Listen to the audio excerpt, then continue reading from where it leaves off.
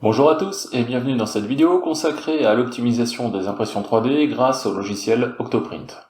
Comme vous le savez si vous suivez régulièrement cette chaîne, j'ai récemment fait l'acquisition d'une imprimante 3D Creality Reality Ender 3S1. C'est une très bonne imprimante 3D qui fonctionne très bien, mais il est maintenant temps de lui adjoindre un compagnon très utile.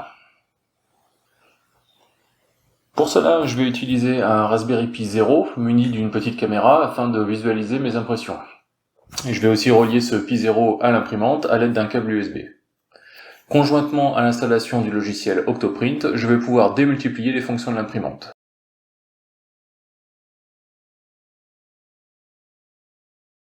La fonction, c'est la surveillance du temps restant lors d'une impression avec la possibilité à distance de la mettre en pause ou de la stopper. C'est pratique lorsqu'une impression est vouée à l'échec et de ne pas avoir à attendre la fin de l'impression pour tout arrêter. La partie basse de l'application permet d'envoyer directement des fichiers au format G-code à l'imprimante et même de les imprimer directement sans avoir à passer par les menus de l'imprimante. Je vais beaucoup parler de ce fameux fichier G-code dans mes vidéos. Donc pour ceux qui ne savent pas, le G-code c'est le format de fichier qui est envoyé à l'imprimante 3D et qui lui donne toutes les commandes en fait, envoyer du filament par la buse, relever l'axe Y, aller sur l'axe Z de X valeur, etc. etc. Donc c'est vraiment le programme d'impression. Dans les fonctions de base d'Octoprint, on trouve donc la surveillance des températures de la buse et du plateau, mais aussi un contrôle total sur les fonctions de base de l'imprimante, comme le mouvement des axes, le contrôle du ventilateur et celui de la buse d'extrusion. C'est vraiment un logiciel de pilotage de l'imprimante.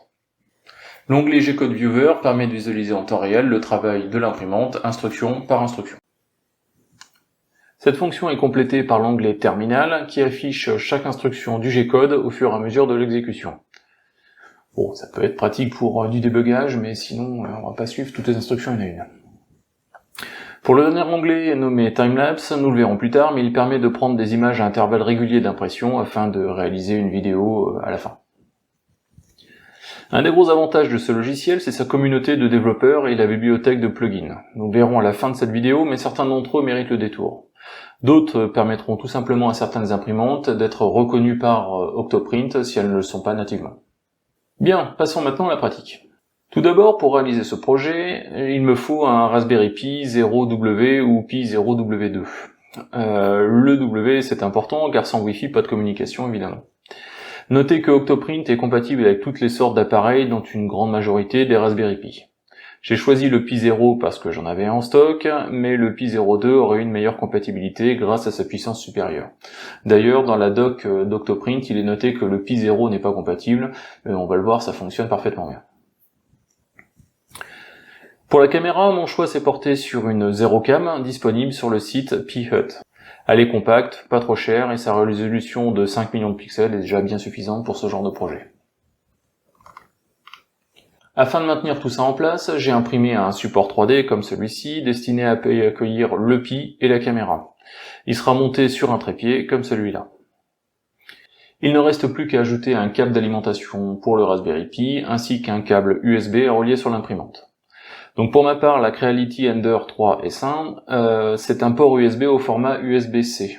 Donc d'un côté, et de l'autre côté, ça sera évidemment du micro USB à raccorder sur le Pi 0. Pour l'écriture de l'image de Octoprint sur une carte SD, le plus simple c'est de passer par le logiciel Raspberry Pi Imager, que je ne présente plus maintenant sur cette chaîne. Il contient nativement un lien vers la dernière image d'Octopi dans la rubrique Autres systèmes, puis Impression 3D, Octopi, et enfin Octopi stable. Alors Octopi c'est le nom de la distribution pour Raspberry Pi du serveur Octoprint. Donc Octoprint c'est le logiciel qui est commun à toutes les machines et la distribution Raspberry Pi s'appelle Octopi. Voilà. Alors n'oubliez pas de cliquer sur le petit engrenage en bas à droite afin de personnaliser la configuration d'Octoprint en y ajoutant le mot de passe de l'utilisateur Pi ainsi que vos identifiants Wi-Fi. C'est bien utile afin de pouvoir s'y connecter directement à la première utilisation. Alors si vous oubliez cette étape, il va falloir retirer la carte SD, la mettre sur un PC et modifier le fichier de configuration réseau à la main. Avouez que c'est quand même plus simple de le faire avec Raspberry Pi Imager. J'insère ensuite la carte SD dans le Raspberry Pi que je connecte au câble d'alimentation sur le port du haut et à l'imprimante sur l'autre port USB. Ce câble de données est bien entendu lui aussi relié à l'imprimante par son port USB-C. Si vous oubliez l'ordre, pas de panique, sur le Raspberry Pi, le port du haut est nommé PWR, donc Power, c'est le câble d'alimentation. Au premier lancement d'Octoprint, vous pourriez avoir ce message d'erreur indiquant que celui-ci n'est pas démarré. Alors pas de panique, c'est tout à fait normal, surtout avec un Raspberry Pi 0 premier du nom, qui est quand même pas un foudre de guerre.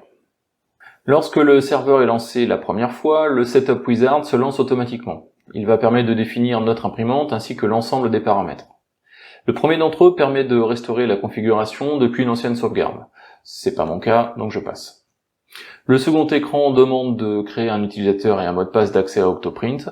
Alors là, c'est obligatoire pour la configuration, mais de toute façon, c'est crucial si vous comptez mettre votre imprimante sur Internet. Choisissez un mot de passe robuste. L'assistant suivant propose de vérifier la connexion à Internet toutes les 15 minutes. Donc ça, c'est utile afin de ne pas ralentir le serveur en cas de connexion Internet interrompue. Donc là, j'ai laissé les paramètres par défaut. Même chose pour l'assistant suivant qui demande si on veut activer le reporting d'informations dans le but d'aider la communauté Octoprint. C'est à vous de voir aussi. Le plugin Blacklist permet d'activer ou non la liste noire des plugins. Là encore, à vous de juger. Par contre, le dernier volet de l'assistant est essentiel car il permet de paramétrer l'imprimante rattachée au Raspberry Pi. Dans mon cas, il s'agit donc d'une Creality 3S1, mais ce libellé n'a aucune importance. Par contre, dans l'onglet Print Bed and Build Volume, je définis précisément le volume d'impression. Donc surface d'impression rectangulaire, plateau chauffant et volume d'impression de 220 par 220 par 270. Alors là, sur la copie d'écran, j'ai mis 200, 200, 270. J'ai rectifié par la suite dans les paramètres. Pour le reste des onglets, je laisse les valeurs par défaut et je sauvegarde la configuration. Sans changer les paramètres de vitesse de liaison, je clique simplement sur le bouton Connect et à ma grande surprise, ça fonctionne du premier coup. C'est assez rare en informatique. L'imprimante est bien reconnue, les températures du plateau et de la buse sont remontées automatiquement et en temps réel. J'ai même la liste des fichiers présents sur la carte SD. Dans l'onglet Contrôle, la caméra est elle aussi reconnue directement. Donc mon image est toutefois inversée, je passe par les réglages. La petite clé à molette en haut de l'interface afin de réaliser un flip horizontal et flip vertical de la caméra. Voilà qui est mieux. J'en profite pour tester les commandes des axes à distance, et là encore l'imprimante répond immédiatement, pas de souci. Pour les trois derniers onglets, comme je vous le disais tout à l'heure, c'est un programme de visualisation du G-code, un terminal destiné à afficher toutes les commandes de l'imprimante, et enfin un outil pour réaliser des timelapses, chose qu'on verra juste après. Je lance maintenant l'impression d'un objet de test présent sur la carte SD. Pour cela, j'ai juste à sélectionner le fichier G-code et à cliquer sur l'icône en forme d'imprimante, c'est tout. Si le fichier n'avait pas été présent sur ma carte SD, il me suffisait de cliquer sur Upload ou Upload to SD afin d'envoyer le fichier directement à l'imprimante sans avoir à extraire la carte, copier le fichier sur un PC et la réinsérer ensuite. C'est quand même beaucoup plus pratique. Une petite subtilité quand même pour l'onglet G-Code Viewer dont je vous disais tout à l'heure qui permettait de voir au fur et à mesure de l'impression les différentes couches. Si vous voulez que ça fonctionne, il va falloir utiliser le bouton Upload. Si votre fichier G-Code est sur la carte SD, ça fonctionnera pas. En fait, le bouton Upload va uploader votre fichier G-code sur le Raspberry Pi et non pas sur l'imprimante, ce qui fait que le logiciel Octoprint va en avoir connaissance et pourra afficher les différentes couches. Voilà. Bon, sinon c'est pas très grave, tout le reste des fonctions fonctionne à merveille sans avoir à passer par le Raspberry Pi. Juste après le lancement de l'impression, Octoprint monitore les températures de plateau et de buse. Lorsque les températures recherchées dans le G-code sont atteintes, c'est-à-dire 60 degrés pour mon plateau et 200 degrés pour la buse, l'impression démarre automatiquement. Elle peut alors être suivie à distance grâce à l'onglet Contrôle et la vue caméra. Voilà, il ne reste plus qu'à attendre la fin de l'impression. Pour information, le temps restant d'impression est affiché sur la page d'accueil, ici, quelques minutes après le début. À la fin de l'impression, le timelapse est compilé, parce qu'il faut bien rassembler toutes les images pour en faire une vidéo, et est disponible quelques minutes plus tard. Voici ce que ça donne avec mon lapin, dont j'ai changé la position de la caméra entre-temps, parce que je trouvais que ça rendait pas assez bien le boulet. C'est nul! Si vous souhaitez avoir un meilleur rendu des timelapses, il est possible d'installer le plugin Octolapse qui permet un paramétrage plus fin des vidéos d'impression. Donc comme dans cette vidéo exemple d'Octolapse, il est capable de modifier le G-code afin de faire sortir l'extrudeur du champ de la caméra, prendre une photo et continuer l'impression à chaque couche de l'objet. Donc c'est un gadget, mais en plus ça augmente le temps d'impression, mais c'est quand même joli et c'est sympa pour faire des vidéos un peu waouh de ces impressions.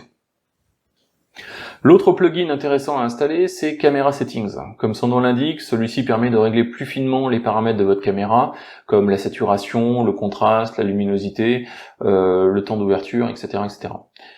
Certains paramètres dépendent de la capacité de votre caméra, mais dans l'ensemble, même avec une caméra très basique, l'image peut être grandement améliorée, comme avec cette Zero Cam assez basique. Voilà pour cette distribution Octopi sur un serveur Octoprint, qui sont vraiment très simples à installer et qui sont pour moi des compagnons indispensables à toute imprimante 3D. En tout cas, j'espère que cette vidéo vous aura plu, et si c'est le cas, n'oubliez pas, comme d'habitude, le pouce vers le haut et le lien pour s'abonner si ce n'est déjà fait. Ciao.